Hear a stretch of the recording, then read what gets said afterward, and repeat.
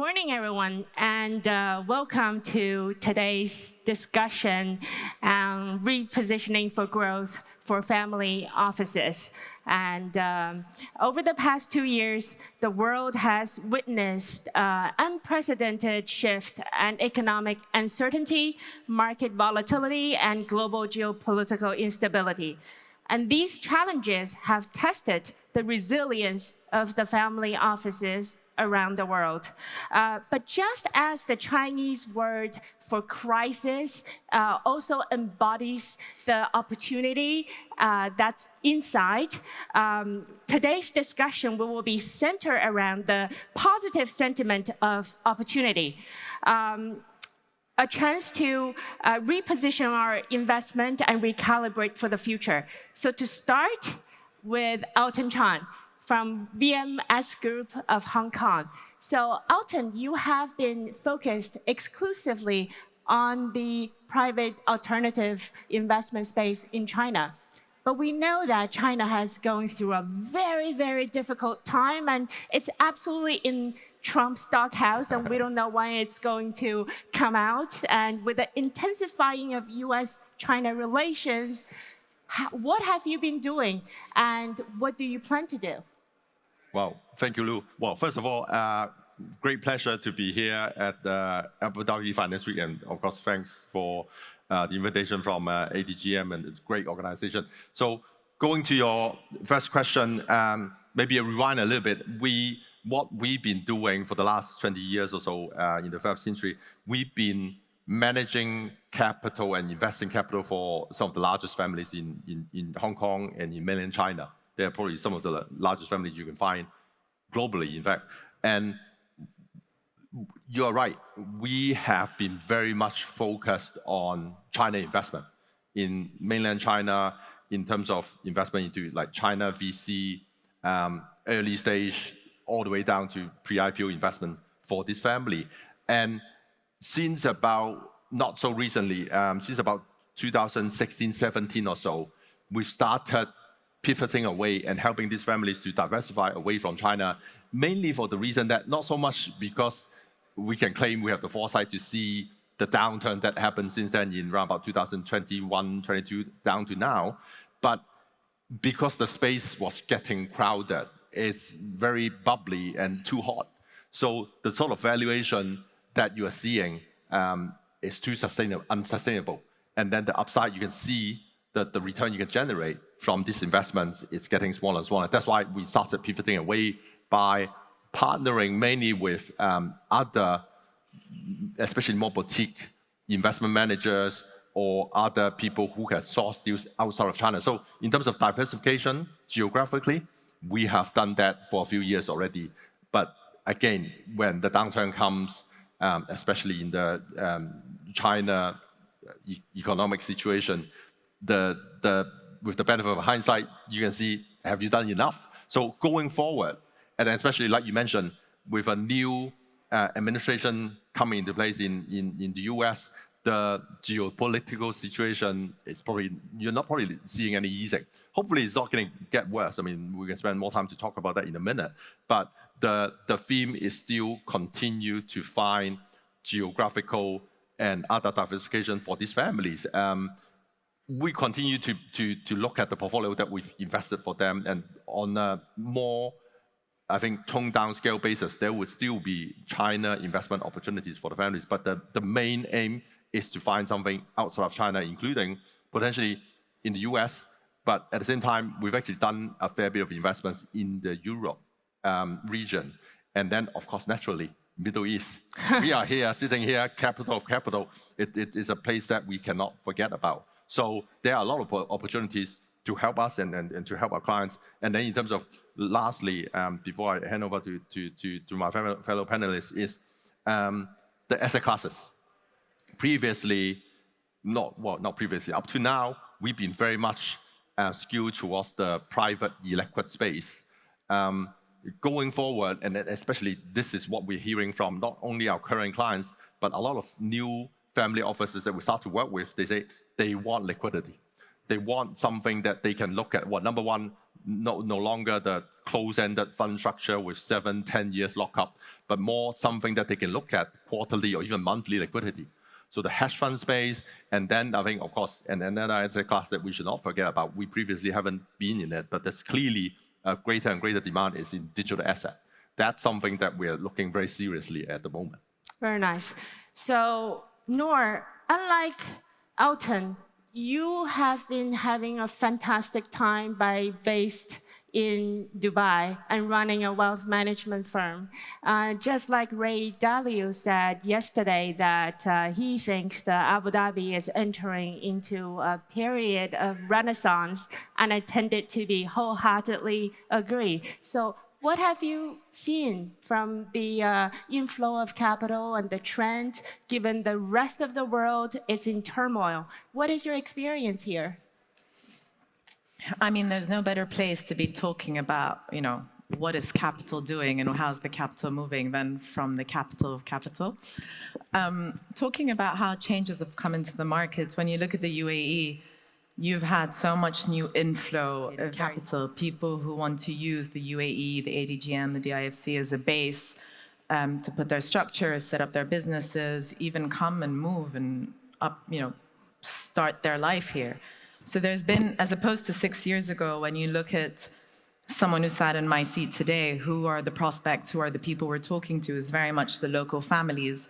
Today, it's very sophisticated businessmen and women who have set up very successful businesses across industries and who are now looking to move here. And so it's really, you've got such a huge inflow of very interesting people in their own fields.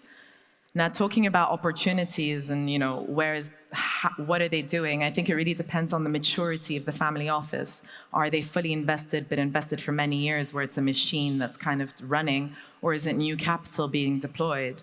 When you talk about new capital, there's so many interesting pockets. And if I just focus on liquid markets, and I like liquid markets at the moment personally because, interest rates have been high for the last couple of years. I believe high rates are here to stay, which means you don't need to take on that much liquidity to make a really decent level of returns.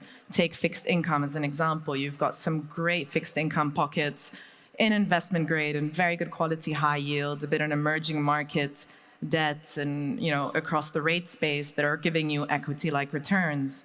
You look at the equity space and, you add a bit of convexity into your portfolio by tilting tactically, but then if you don't want to be into the kind of the typical high tax, et cetera, but, these pockets of convexity can include commodity producers and emerging and frontier markets who for the last 2.5 years have basically doubled in price and still have a PE which hasn't moved because earnings have grown so much. So I think it's just these family offices and families and people deploying money overall, they need to try and look at where others aren't looking or are less tempted to go.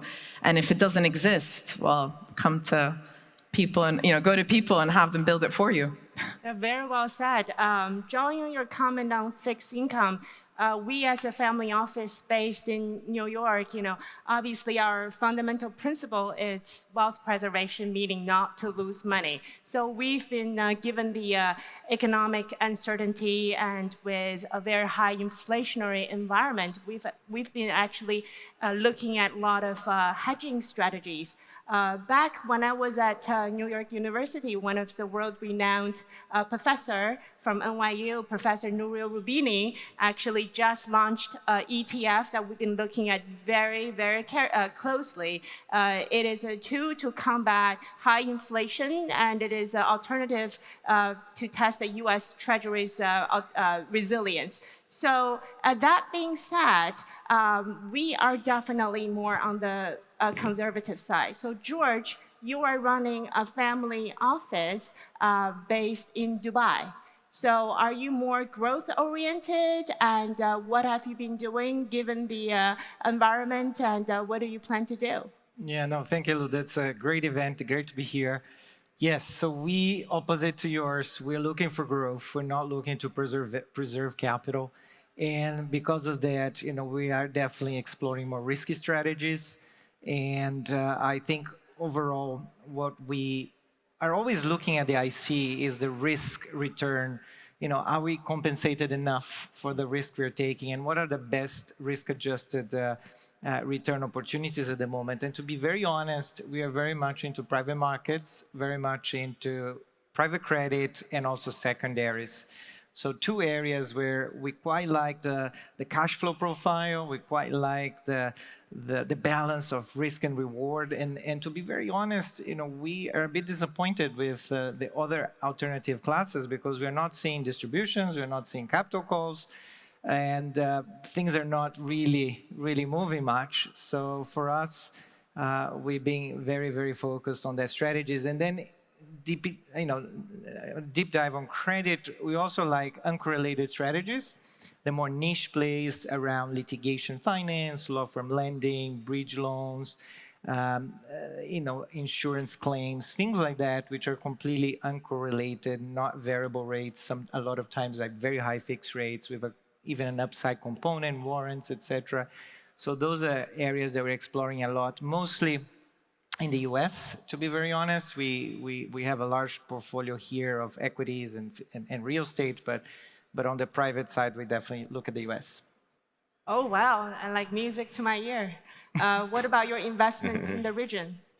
So in the region, the family, it's a local family. They've been around for over 100 years, so they have a lot of real estate, and it's something we manage ourselves as part of the family office. Real estate has been, what saved the day back in 2022. It's been doing extremely well here in the region, and that's definitely one area. The other one is the family also has large positions in local equities. I think it's more for historic reasons than pure investments.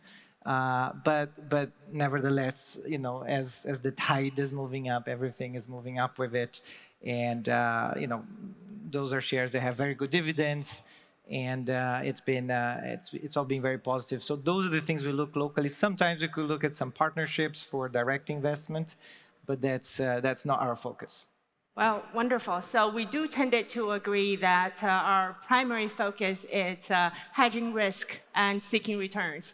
So draw upon the hedging risks element of it.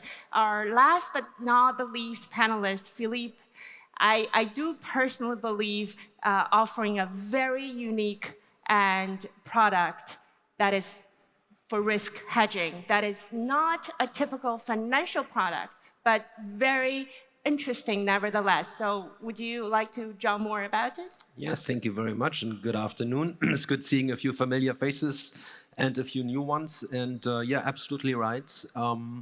We see a rise in stock appetite to maintain access to global markets. However, the world as it's developing right now, we heard the world turmoil, is not always fair, right? So what family offices, principals, wealthy clients seek is having instant and constant access to markets for financial capital purposes, for lifestyle purposes, longevity, healthcare, education, you name it, right? On the other hand, you see that around the world, there's a fight on talent and capital as well. And we're here in Abu Dhabi, UAE, I think maybe one of the institutional leading forces right now in attracting talent and capital, giving people, giving investors a feeling of being treated in the right way, being treated fairly, not just being a number.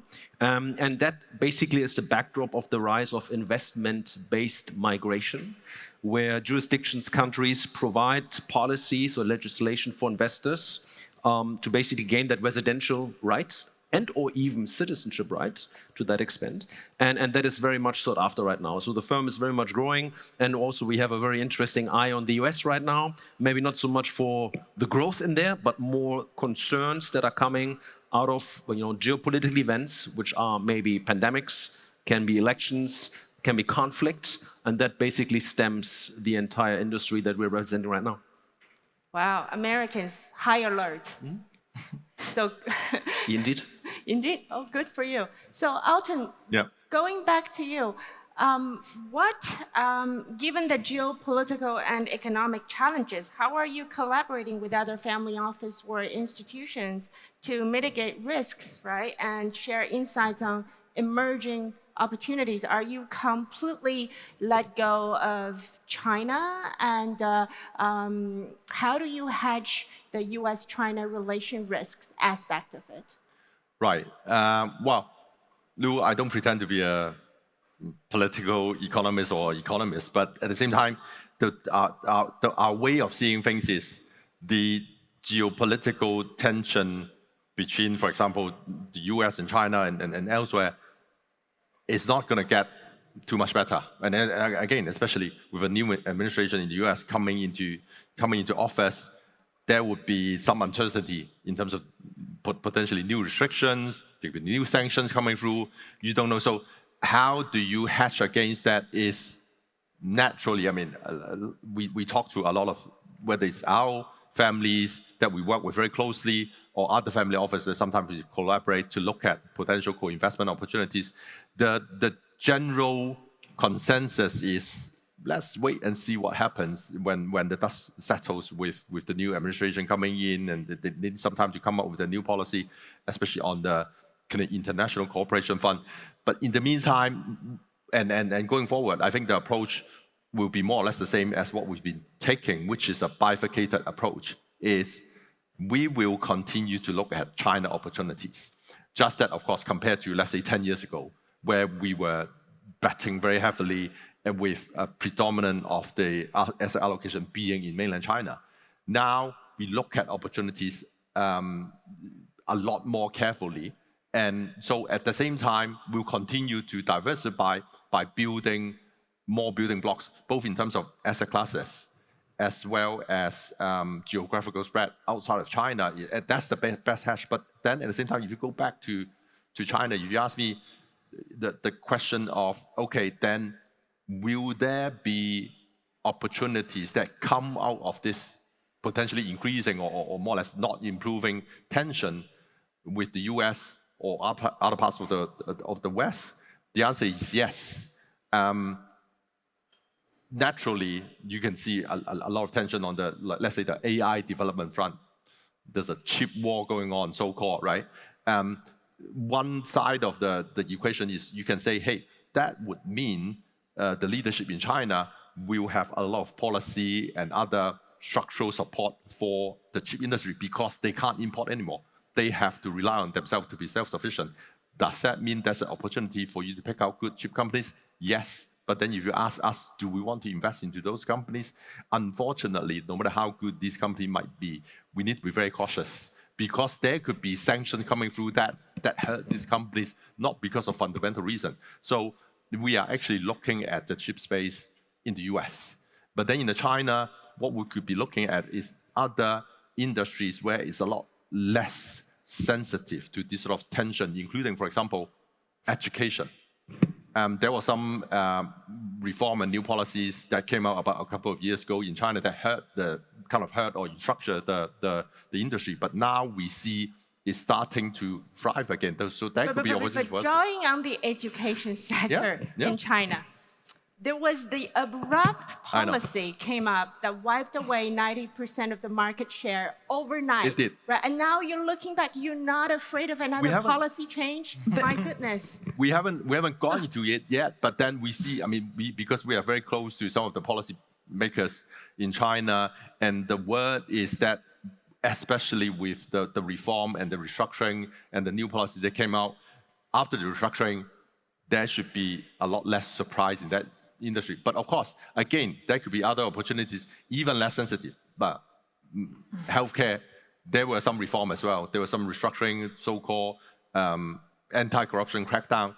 But then on drug development, on hospital quality of hospital or high-end hospital services provision, I mean, that's something that number one, the people in the country wants it. And number two, there should be policy support for that sort of sector. So these are some of the areas that people can look at. Yes, nothing short of controversial answer, but that's unfortunately, with that sort of geopolitical backdrop and some of the policy crackdown you've seen, a lot of the things we will be seeing or saying will be quite controversial. But if I can just weigh in very quickly, I think it depends on China. Are you a short-term investor or a long-term investor? Short-term is too political. Long-term, the way we're looking at it is we're long what do Chinese consumers in mainland China consume, and that's what we're long through a cheap and efficient ETF, and we're looking at the long game. But short term, if you're a short-term investor, it's definitely too political. Well, the money goes to the brave and the daring. So I think ultimately it's absolutely doing a fantastic thing here. I think China is too big of a market to ignore. Absolutely. And I think it has one of the strongest consumer power in the world, and that's not going to go away anytime soon. So it doesn't have cheap labor anymore, but it does have one of the most skilled labor in the world that probably will be replaced by India. What would you say? Given the intensifying of U.S.-China relations, do your panelists, do you shift a little bit of investment looking at alternative replacement of China like India or elsewhere? I'm not an India expert. You want to go first? Yeah, no, we actually are. Yeah, we think China at the moment, it's a wait and see, especially what's happened next year. India is definitely an alternative, but very pricey. So we are we look at Southeast Asia. But at the end of the day, if you look at if you look at the short term, US is still unbeatable, and it's just the power and the size and the ecosystem and the scale and the currency. There's no risk there. So at the end, it's very hard to go away from that gravity pull. Fight the tide. But you are having Yes. but you are having an exactly opposing view with Philippe. You are so positive on US, yet Philippe is saying the capitals are flowing out of US because of the unstable, unpredictable political climate, a lot of issues surrounding there. So that the both of you are directly contradictory to each other. Yeah, it's not only on the US, right? Just to comment on China. I mean, China is still one of the biggest producers of millionaires, ultra high net worth. And the data suggests that the people are not necessarily staying there. Or they take parts of the assets and bring them to other jurisdictions, such as Abu Dhabi, for instance, of course, Singapore or Hong Kong for that matter. So I think when it comes to the investment conversation, you might look at it from two perspectives. Obviously, there's the professionals, institutional industry, but then there's also the emotional, psychological, private matter, particularly within those families. And what we just see as global practitioners, the trend clearly goes towards engaging with jurisdictions, markets where you have reliability, transparency, efficiency, little red tape. And being a German coming from Central Europe, I would say these are values that you ain't find there. So one of the driving forces of the ecosystem that Abu Dhabi has created, and therefore attracting exactly that part of audience, right? But just because we're seeing money of family offices and wealthy individuals flowing out of the US and let's say coming here, doesn't mean they're not then reinvesting back into US assets, which they very much are. And I think it's differentiating the two, which is important. So it's a love and hate relationship. It's where the opportunities are at the moment. Well, I totally agree. That shall be, so drawing on a very positive note, I think we're entering into an era with a lot of uncertainties, yet at the same time, a lot of excitement and opportunities for the future behold. I recently just came back from Peru for the APEC conference, and I remember clearly and vividly what Jamie Dimon said during the conference. And he said, we are entering into a golden era right now, and the bankers should be dancing on the street. So I think that is a very positive sentiment that I am looking at. And at the end, I think by being in Abu Dhabi, I am so impressed with the administration, the governance, the cleanliness, and the safety of the country. And I think this is an incredible place to be. And I am positive that there will be more and more investments and capitals will flow into the region, regardless of how the world is turning.